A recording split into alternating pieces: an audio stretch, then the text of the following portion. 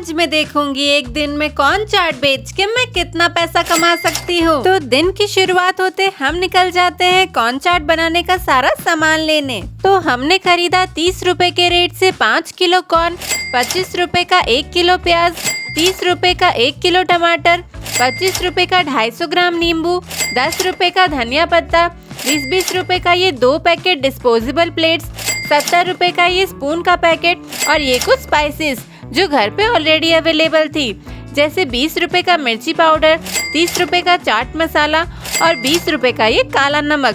तो यहाँ पर गाइज हमारा टोटल इन्वेस्टमेंट हो गया है 420 रुपए का। फिर गाइज सारा सामान लाके घर आके बिना टाइम वेस्ट किए सबसे पहले हमने मकई छीलने शुरू कर दिए।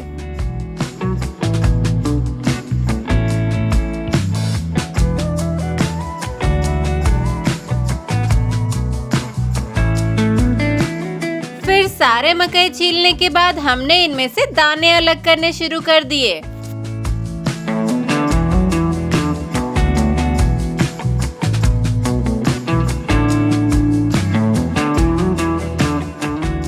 ऑनेस्टली यार ये बहुत मेहनत वाला काम है। लिटरली उंगलियां दर्द करने लगी इन्हें अलग करते करते। तो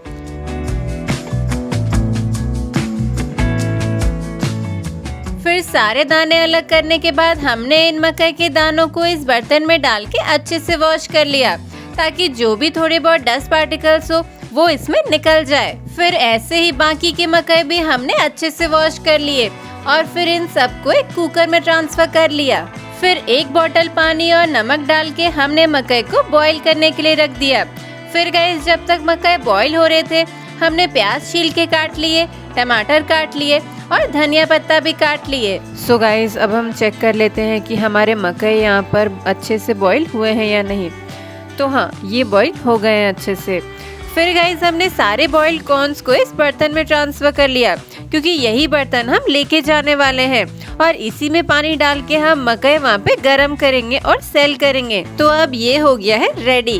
फिर गाइस सारा सामान पैक करके बैग में रख के अपना बैनर रेडी करके हम निकल गए अपनी लोकेशन पे। फिर लोकेशन पे पहुँच के सबसे पहले हमने अपना टेबल लगाया, फिर अम्ब्रेला का स्टैंड फिक्स करके अम्ब्रेला लगा दिया। फिर बैग से सारा सामान निकाल के एक एक करके टेबल पे अरेंज कर दिया।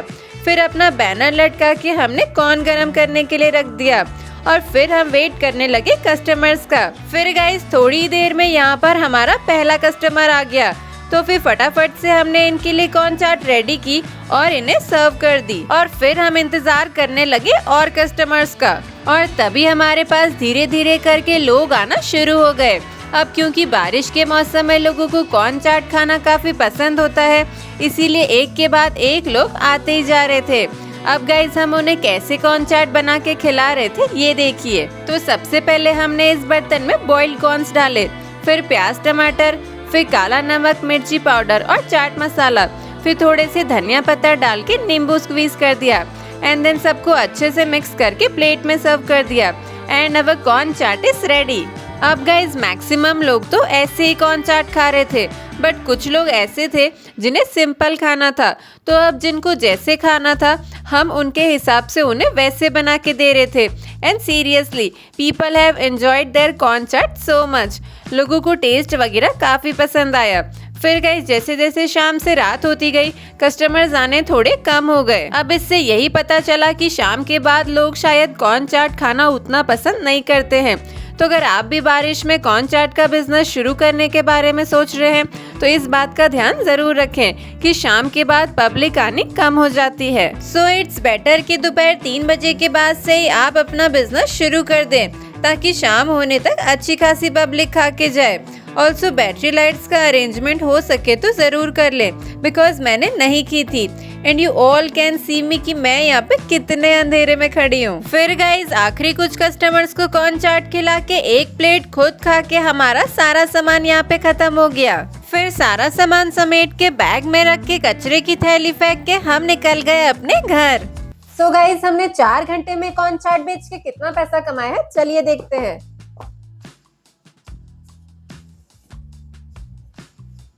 100, 200, 300, 350, 400, 420, 440, 460, 480, 500, 520, 540, 550, 560 और 570 और 480 रुपए ऑनलाइन आए थे। मतलब कि हमारा टोटल हो गया 1050 रुपए।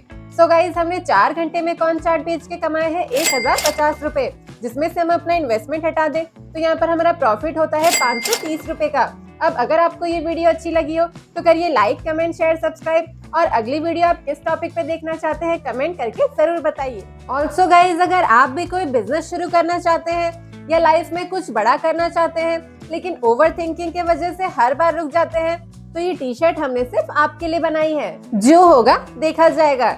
ये सिर्फ एक लाइन नहीं है, ये एक रिमाइंडर है कि हर चीज परफेक्ट होने का वेट मत करो। कभी कभी बस पहला स्टेप लेना ही सबसे जरूरी होता है। हो सकता है ये छोटा सा रिमाइंडर आपको ओवर थिंकिंग से बाहर निकालने और अपनी लाइफ में कुछ नया शुरू करने की हिम्मत दे। तो अगर आपको ये टी शर्ट पसंद आई हो तो इसका डायरेक्ट लिंक आपको इस वीडियो के डिस्क्रिप्शन में मिल जाएगा। अब गाइस मिलते हैं अगली वीडियो में, तब तक के लिए बाय बाय।